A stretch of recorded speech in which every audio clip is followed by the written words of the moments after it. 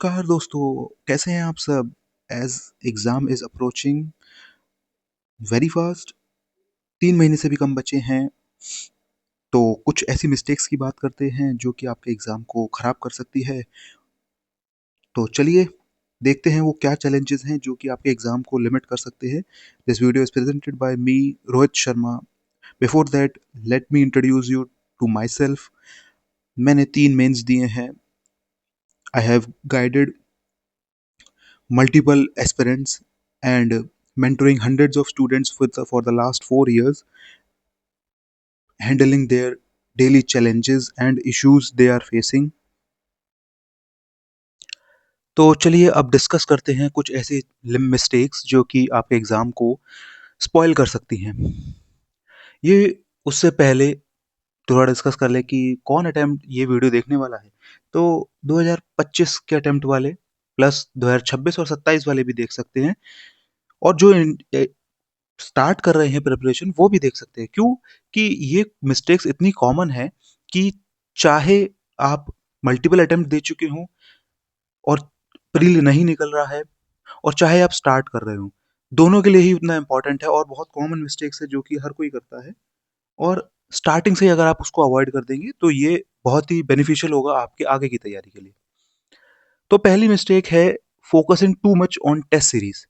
Now this limitation is very much serious and important to focus on, because हम जब test series देते हैं तो टेस्ट सीरीज हम ये सोचकर देते हैं कि ये एक्चुअल एग्जाम है, but actual exam is not comparable with any test series question. आप किसी भी टेस्ट सीरीज क्वेश्चन के क्वेश्चन को कंपेयर नहीं कर सकते एक्चुअल एग्जाम से, क्योंकि एक्चुअल एग्जाम में जो थॉट प्रोसेस है क्वेश्चन फ्रेमर का वो बिल्कुल डिफरेंट है from what the test series provides you, and what they focus on is to provide a multiple number of tests instead of focusing on quality of test। जैसा कि अभी time चल रहा है उसके अकॉर्डिंग फिलहाल आपको रिवीजन करना होगा, और रिवीजन के साथ आप टेस्ट सीरीज पे फोकस घटाते चली जाइए, क्योंकि अगर आप टेस्ट सीरीज पे फोकस करेंगे और आपका स्कोर नहीं आया तो आपको इतना ज़्यादा डिमोटिवेशन होगा कि आप अपने आप में अपने कॉन्फिडेंस को लूज़ कर देंगे और सेल्फ डाउट में आ जाएँगे कि यार मैं कर भी सकता हूँ या नहीं, या मैंने जो तैयारी करी क्या वो सही है या मैं गलत दिशा में जा रहा हूँ। तो अगर आप इस डाउट में आ गए तो फिर आपका एक्चुअल एग्ज़ाम खराब हो जाएगा। क्योंकि आप अगर खुद देखेंगे तो टेस्ट सीरीज़ के अंदर बहुत सारे क्वेश्चंस ऐसे होते हैं जो कि बहुत ही इर्रेलेवेंट होते हैं, जिनका कोई लॉजिक नहीं होता एक्चुअल एग्ज़ाम के पैटर्न के according. Even the PCS exams do not ask such type of questions sometimes. तो आप उसको फ़ोकस करने के बजाय अगर आप प्रीवियस ईयर को क्वेश्चंस पे फ़ोकस करें, वो आपके लिए बहुत ही ज़्यादा बेनिफिशियल होगा। एंड स्पेशली जब ये उन लोगों के लिए जो कि नेक्स्ट अटेम्प्ट देंगे, 2026 का अटेम्प्ट देंगे या 27 का देंगे, कि अगर आप टेस्ट सीरीज़ को फ़ोकस कर सॉल्व कर रहे हैं, मगर उसके क्वेश्चंस को एनालाइज़ नहीं कर रहे हैं, तो वो टेस्ट सीरीज़ आपके लिए बेकार है। क्योंकि आपको ये समझना होगा कि टेस्ट सीरीज़ आपको नॉलेज इम्प्रूव करने का एक ज़रिया है, ना कि आपका स्कोर डिसाइड करने का। क्योंकि स्कोर कुछ भी हो, आपको उससे फ़र्क नहीं पड़ना चाहिए। आप सिंपल ये सोचिए कि यार मेरे को इससे कोई लेना-देना नहीं है। मेरे को ये देखना है कि अगर मेरा क्वेश्चन गलत हुआ, तो क्या इससे मैं इम्प्रूव कर सकता हूँ? ये क्वेश्चन आगे कहीं मेरे पास आ जाए, तो ये मेरे से बच के ना जा पाए। फिर आप उस क्वेश्चन को जब एनालाइज़ करेंगे, इस एनालिसिस में कम से कम 3 घंटे जाएँगे, 2 घंटे टेस्ट सीरीज़ सॉल्व करने में, 3 घंटे एनालाइज़ करने में। क्योंकि ये मैं अपने एक्सपीरियंस से बता रहा हूँ, 5 घंटे एक टेस्ट को लग जाते हैं। बट आपको ये इतना फ्रीक्वेंट नहीं करना है, क्योंकि जब आप टेस्ट सॉल्व करेंगे तभी वही टाइम है आपको कि वो 5 घंटे या 4 घंटे आप जितना जल्दी कर सकें उतना बेहतर है। बट वो आपको अलग से नोट्स करते जाने हैं, और जो रेलेवेंट इन्फॉर्मेशन है और जो कि क्वेश्चन आपको लग रहा है कि हाँ यार ये नॉलेज अच्छी आ रही है, उसको सिर्फ एक पेपर पे आप नोट डाउन करते जाइए, या जो फैक्ट्स आपको लग रहे हैं वो आप नोट कर सकते हैं। अदरवाइज़ आपको टेस्ट सीरीज़ को इतना ज़्यादा सीरियसली परस्यू करने की ज़रूरत नहीं है। वो सिर्फ़ एक टेस्ट सीरीज़ है, आपकी नॉलेज को अप्लाई करने का ज़रिया है। That's it. उससे ज़्यादा उसको कुछ ना बनाएँ, ठीक है? तो not analysing the question is another mistake which cost the failure of your test series role. So understand this. Next important mistake is not focusing on PYQs। Now जैसा कि मैंने पहले ही बताया कि अगर आप PYQs पे फोकस नहीं कर रहे हैं तो आप अपना एग्जाम खराब कर रहे हैं। आप कोई सा भी सेलेक्टेड टॉपर उठा लेना, चाहे रैंक 1 हो और चाहे रैंक 1000 हो, दे all will say in unanimity कि PYQs are the mother of your exam which will guide you through the exam. क्योंकि PYQs चाहे प्रीलिम्स में हो या मेंस में हो, they forms the backbone of actual exam. वो एक्चुअल एग्जाम था जो कि यूपीएससी का इवेल्युएटर या पेपर सेटर अपनी थिंकिंग से बना रहा है। तो आप अगर उस पे फोकस करेंगे, वो आपको रिजल्ट्स देगा, बजाय अगर आप टेस्ट सीरीज के क्वेश्चंस पे फोकस करके उसके स्कोर्स को एनालाइज करें। Now what is meant by analysing the questions.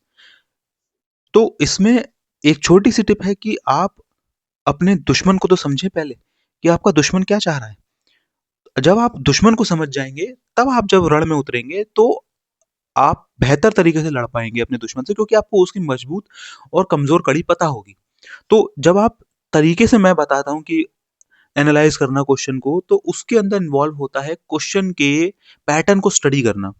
Question किस डायरेक्शन से पूछा जा रहा है। अगर कोई करंट अफेयर का इशू है तो टेक फॉर एग्जांपल, अभी जो ग्रैंड चेस चैंपियनशिप हुई, तो उसके अंदर वो ये नहीं पूछेगा कि उसमें जीता कौन या उसमें प्लेयर्स कौन कौन से थे, बजाय वो ये पूछेगा कि इंडिया के अंदर चेस को रिलेटेड कौन कौन से अवार्ड्स हैं, या चेस के रिगार्डिंग रूल्स पूछ सकता है।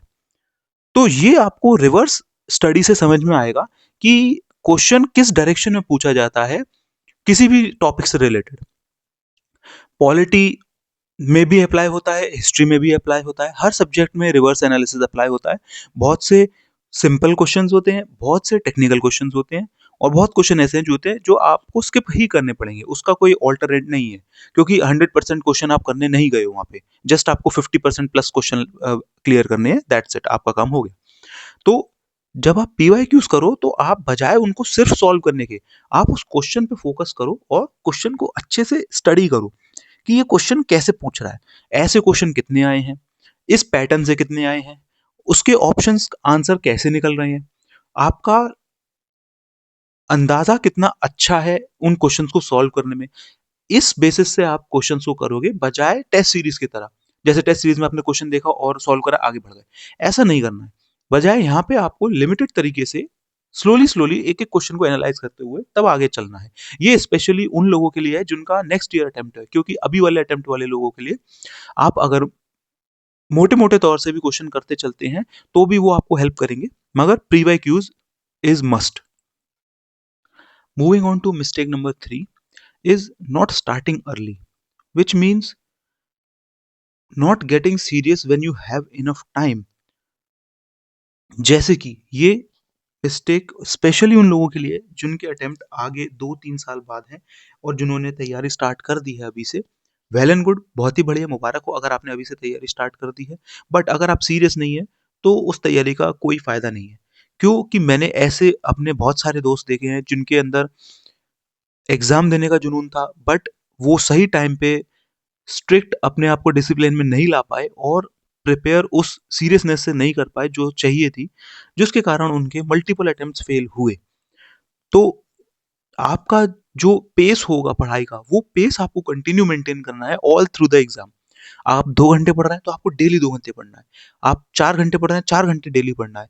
फिर भले ही वो 2 साल बाद एग्जाम हो, मगर आप ये सोचिए कि 2 साल बाद आप कितने ज्यादा निपुण हो जाएंगे अपने आर्ट में एग्जाम को सॉल्व करने में। जैसा कि टीना डाबी थी, रिया डाबी थी, ये लोग अर्ली स्टार्टर्स थे। आप अगर उनके इंटरव्यू देखेंगे तो लगता है कि वो एक अटेम्प्ट में सेलेक्ट हुए हैं, but actually they were doing their work since they were in college. वो जब कॉलेज के ग्रेजुएशन के फेज में थी तभी से उन्होंने अपना यूपीएससी की जर्नी स्टार्ट कर दी थी। वो तभी से सीरियसली तैयारी कर रहे थे जब और बच्चे मस्ती कर रहे थे। तो आप अगर उस पेस से जल्दी से कैचअप करेंगे तो आपके एग्जाम के लिए उतना ही बेहतर होगा। Now, mistake number 4 is running too much behind content collection and not consolidation. Now, this is the much talked about mistake, और मेरे पास भी कई सारे स्टूडेंट्स आते हैं और इसी बात को रेज़ करते हैं कि सर मैं ये पढ़ लूँ, सर मैं ये वाली बुक से वो पढ़ लूँ, या सर मैं ये वाला कंटेंट कवर कर लूँ, ये वाला नया कंटेंट आया ये कवर कर लूँ। तो मेरा एक ही सजेशन होता है कि अगर आप मेरे से डील कर रहे हो, अगर मैं आपको एक्सप्लेन कर रहा हूँ, तो मेरे पे फुल ट्रस्ट करके आप एग्ज़ाम दो। अपने माइंड को काम करो और उस पे भरोसा दिखाओ कि आपने जो पढ़ा है वो इनफ है। अगर आपने बेसिक चीज़ें कवर करी हैं, आपने स्पेक्ट्रम कवर करी है, आपने लक्ष्मीकांत कवर करी है, तो आपका बेस स्ट्रॉन्ग हो चुका है बॉस। अगर आपका बेस स्ट्रॉन्ग है, तो आप किसी भी क्वेश्चन को हैंडल करने लायक हो गए हैं। Knowledge will not make you clear this exam, क्योंकि ये मेरे साथ पर्सनली हो चुका है। 2021 का अटेम्प्ट मेरा इसीलिए फेल हुआ था। I had done more than 100 test and I have analysed and revised more than 80 test 5 times. And मैं ये झूठ नहीं बोल रहा हूँ, मैं इस बात का स्क्रीनशॉट भी दिखा सकता हूँ आगे की क्लासेस में। बट उसके बाद भी मेरा एग्जाम नहीं निकला। देन मैंने एनालाइज किया कि ऐसा क्यों, कि मेरी नॉलेज में तो कमी नहीं थी, कि मैंने इतने सारे क्वेश्चन इतनी डाइवर्सिटी पढ़ी थी फिर भी एग्जाम नहीं निकला। फिर समझ में आया कि नहीं यार, actual exam is not asking you about knowledge, it's asking about your mental ability to solve the question on the spot and not what you have learned. This is how the UPSC is different from other exam, from any other exam. UPSC will analyze your mental capabilities instead of your learning capabilities. तो content को limited रखें, basics को revise करते रहे, इतना इतना कंठस्थ कर जाएं कि आपसे कोई भी रात को सोते हुए भी उठाकर पूछ ले कि 1857 का रिवॉल्ट कहाँ-कहाँ हुआ था, तो आपको टिप्स पे होने चाहिए कि वो नाम कौन-कौन थे, वो जगहें कहाँ-कहाँ पे थी, कहाँ से शुरू हुआ था, क्या उसके आउटकम्स थे, क्या उसका एंड था। वो सारी चीज़ें आपको टिप्स पे होनी चाहिए। That's it. अगर आपने यहाँ तक कर लिया है, उसके आगे आपको कंटेंट के पीछे भागने की तो ज़रूरत बिल्कुल भी नहीं है। Now moving on, our last mistake is pre-decided number of questions to be attempted in exam. Now ये एक बहुत कॉमन मिस्टेक है जो कि मैंने अपने दोस्तों को भी करते देखा है, कि वो पहले से सोच कर जाते हैं कि मुझे कितना क्वेश्चंस अटेम्प्ट करने हैं। जैसे मेरा एक और दोस्त था, उसका जब पहला अटेम्प्ट था तो उसने एग्ज़ाम से जाने से पहले ही मुझसे कह दिया कि मैं तो 65 ही अटेम्प्ट करूँगा यार। तो मैंने कि 65 अटेम्प्ट तुम सोच के जा रहे हो। एक्चुअल में एग्ज़ाम में अगर तुम 80 अटेम्प्ट कर सके तो भी तुम्हारा मेंटालिटी कहेगी कि 65 ही करने हैं। तो कहीं न कहीं आप अपने आप को लिमिट कर रहे हैं, वो चीज़ सही नहीं है। और अगर आप ये सोचकर भी जा रहे हैं कि मैं लिमिटेड क्वेश्चन करूँगा, तो आप अपने थॉट्स प्रोसेस को लिमिट कर रहे हैं। आपका आउटकम लिमिट होगा, ठीक है? बट आपको एग्ज़ाम के अंदर पुश करना है अपने माइंड को और कैलकुलेटेड रिस्क लेना है, ताकि आप मैक्सिमम अटेम्प्ट कर सकें और डिफ़िकल्टी के अकॉर्डिंग आप क्वेश्चन को सॉल्व करें, ना कि अपने मेंटल लिमिटेशन के बेसिस पे। अगर पेपर मुश्किल है, तो सबके लिए मुश्किल है। और अगर आसान है तो ये सबके लिए आसान है। और ये बात सिर्फ कहने वाली नहीं है, I have personally experienced it. जब 2022 का पेपर आया था, तब बहुत ही मुश्किल पेपर था और सबसे पहली बार उसके अंदर ऑप्शंस में चेंज किया गया था, जो कि अभी तक नहीं किया था यूपीएससी ने। और वो ऑप्शंस चेंज होते ही जो हू हल्ला हुआ था एग्जाम में कि ये कैसा कर दिया पैटर्न, अब एलिमिनेट कैसे करेंगे, और इतना मुश्किल एग्जाम है, इतना हार्ड एग्जाम करके कैसे क्लियर होगा। Still I was able to manage. मैंने वो एग्जाम क्लियर किया। उस टाइम का मेरा एग्जाम पास हुआ था बहुत अच्छे मार्जिन से, क्योंकि एग्जाम मुश्किल था, नो डाउट। और ये मुझे पता था कि एग्जाम मुश्किल है, बट मेरे लिए मुश्किल है तो वो सबके लिए मुश्किल है। 2024 का एग्जाम इजी था, कंपैरेटिवली बहुत इजी था 2022 से और 3 से, क्योंकि कट ऑफ इतनी ज्यादा डाउन जा चुकी थी, ये एक्सपेक्टेशन थी कि ऊपर ही जाएगी अब। और वो एग्जाम जब इजी हुआ तो वो सबके लिए इजी हुआ। वो कट ऑफ जो शूट करी, वो सीधे 90 95 प्लस गई, जो कि कभी बहुत नीचे आ चुकी थी। तो ये आपको अपने आप पे बिलीव रखना है कि यार पेपर अगर मुश्किल है तो मेरे लिए नहीं है, सबके लिए मुश्किल है। तो मैं कैलकुलेटेड रिस्क लेते हुए क्वेश्चंस को सॉल्व करूंगा, बजाय अंधे टिक करने के बजाय। कुछ भी टिक करके नहीं आना है, बहुत ही सोच समझ के, समझदारी के हिसाब से क्वेश्चन को करना है। अगर क्वेश्चन बन रहा है, आपको लग रहा है कि 30% भी चांस अगर आपको लग रहा है, और अगर आपके अटेम्प्ट्स कम है, तो आप वो क्वेश्चन कर सकते हैं। जैसे कि मैं अपने एग्जाम में बताऊं, पर्सनली मैं 80 टू 84 क्वेश्चंस के अराउंड मैं अटेम्प्ट करता था और वो मेरा एक कंफर्ट ज़ोन था। उसके ऊपर जाके फिर मेरा हिसाब खराब हो जाता, मेरे नेगेटिव्स बढ़ जाते थे। तो 22 के एग्ज़ाम में I was able to attempt only 76 question और उस कारण मेरे दिमाग में बहुत मेंटल एंग्जायटी हो गई थी कि यार इतना ज़्यादा कम रह गए अटेम्प्ट, अब मैं आगे कैसे करूँगा? तो बहुत मुश्किल हो रहा है। तो जब रिज़ल्ट आया तब बिल्कुल सब कुछ चेंज हो गया क्योंकि एग्ज़ाम इतना मुश्किल था तो वो 76 के बेसिस पे भी क्लियर हो गया एग्ज़ाम। तो जब मैंने 24 का एग्ज़ाम दिया तब मैंने 84 अटेम्प्ट किए, फिर भी मेरा क्लियर हो गया। तो आपको ये सोचना है ऑन द स्पॉट एग्ज़ाम के अंदर कि आपको कितने अटेम्प्ट करने हैं। ये आपका कैलकुलेटेड ज़ोन होगा, वो आप लर्न करोगे अपने जो आप टेस्ट सीरीज़ सॉल्व करोगे उससे। फिर आप जो पीवाईक्यूज़ कंप्लीट पेपर सॉल्व करोगे उनसे। वहाँ से आपको एक लर्निंग मिलेगी कि यार मैं 80 क्वेश्चंस करता हूँ तो हाँ, वहाँ तक मेरे पॉजिटिव ज़्यादा होते हैं, नेगेटिव्स कम होते हैं। अगर मैं 85 90 जाता हूँ, 90 प्लस करता हूँ, वहाँ मेरे नेगेटिव्स बढ़ने लगते हैं।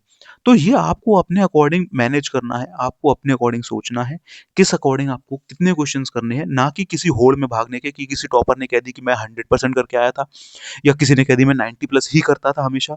तो आपको ज़रूरी नहीं कि आपको उसके बराबर करने हो, आपको सिर्फ 50% प्लस क्वेश्चन सही करना है। 50% भी नहीं रह गया है अब तो, उससे कम ही जाता है। आपको सिर्फ उतने क्वेश्चन क्लियर करने हैं। यहाँ पे मेंस नहीं है जहाँ पे आपको टॉप से लड़ाई करनी है, यहाँ पे आपको सिर्फ कट ऑफ क्लियर करनी है, दैट्स इट।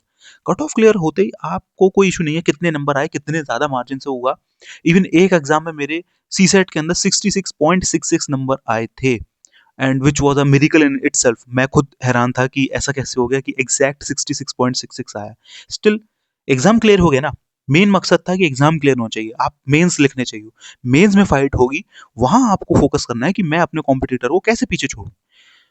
तो ये कुछ कॉमन मिस्टेक्स थी जो कि मैंने आपको क्लियर करी और इसी के साथ उम्मीद करता हूं कि आज का लेक्चर आपको पसंद आया होगा और अपनी फाइट कंटिन्यू रखें, अपनी स्टडी कंटिन्यू रखें और मिलता हूं आपसे अगले लेक्चर में। Thank you.